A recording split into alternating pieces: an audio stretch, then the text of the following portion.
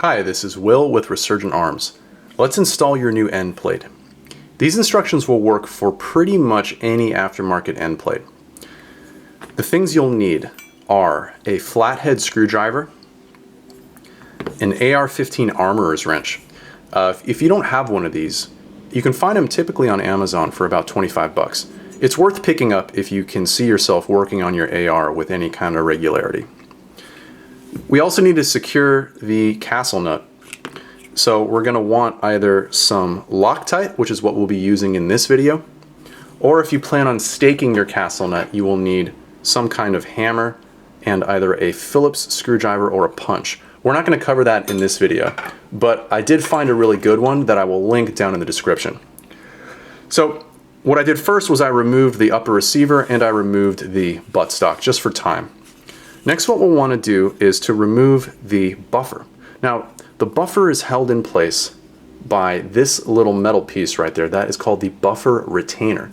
So you can actually use your thumbnail and just push that down. And once that's out of the way, your buffer should just pop out. So grab the buffer and the spring, remove those, you can just pull them out, set them aside. Next, we're going to loosen the castle nut. Now, it should be pretty tight. You probably won't be able to do it by hand. This is where the armorer's wrench comes into play. You can see that little knot, that little tab right on the end of the armorer's wrench. That is designed to fit into these grooves on the castle nut so that you can torque it. So it wraps around the castle nut like that. The tab fits into the grooves, and now we have the leverage to get it started. Once it's started, you can actually loosen it by hand, but don't do that yet.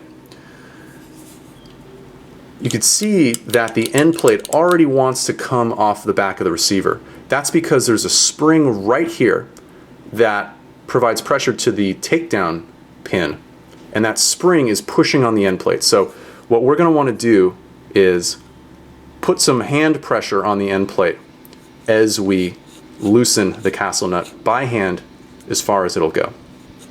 Now what we can do is, if you release pressure on the end plate, you'll see that that little spring right there wants to pop out. So at this point, you can actually just kind of start to rotate it, but make sure that your hand is there to catch that little spring as it pops out.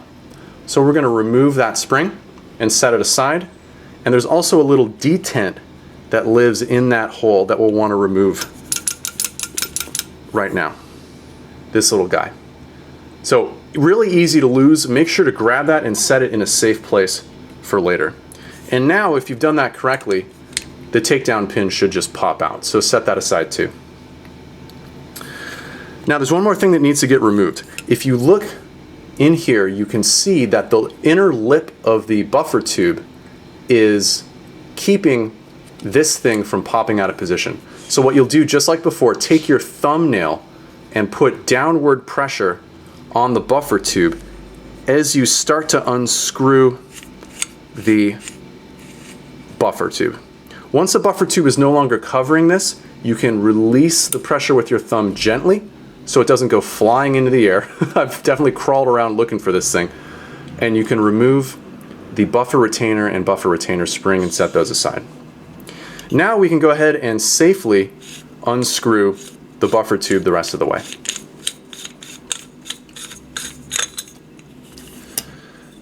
Your old end plate comes right off. New end plate goes right on. Boom. Now, this is a good time, if you're going to use some Loctite, this is a good time to go ahead and apply some of that Loctite to the threads. I'm not going to do that because I wrench on this AR a lot, but this would be the time to do it. So now we're going to go ahead and get this started. We're not going to screw it in all the way, just a bit. Just kind of get it going. And what we're looking for is you want to, as you do this, you want to watch the interior, and you can see the buffer tube kind of getting closer and closer to that buffer retainer hole. Right when it starts to cover it, just like this, then you're going to want to back it off a little bit and go ahead and reinsert the buffer retainer and spring. Again, using pressure from your thumbnail, go ahead and push that down, and then you can rotate the buffer tube into place like this so that it covers and retains that piece. Now what I recommend to do is actually rotate it a little bit further so that this hole is just peeking out like that. Now what we're going to do is, first step is to take the takedown pin, and you could see that the pin has these grooves in one side of it. We're going to want to make sure those grooves are facing directly to the rear and insert that takedown pin all the way. Next, what we're going to do is take our takedown detent, and we're just going to casually, no big deal, I'm going to casually, no big deal, drop it into the hole. Boom.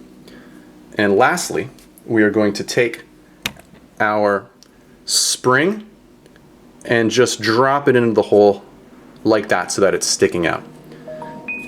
Now what we'll do is, and this is where the flathead screwdriver comes into play, we're going to use the edge of that flathead screwdriver to push that spring carefully into position, and then we're going to rotate the buffer tube back so that the end plate is holding that pin. Now go ahead and tighten your castle nut by hand as far as it'll go. Final step, go ahead and grab your trusty armorer's wrench, and we can torque that castle nut. We can torque that castle nut the last little bit, get it nice and tight.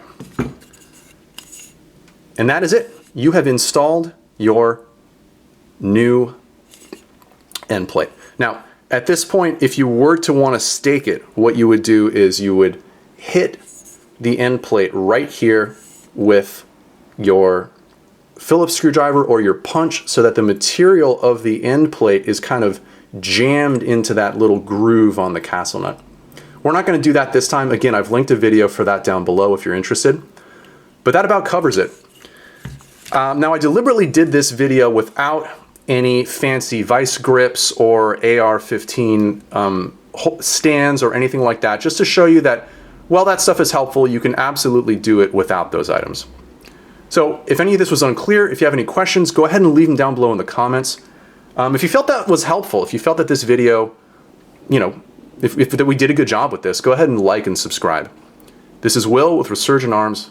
Thanks, and I'll see you next time.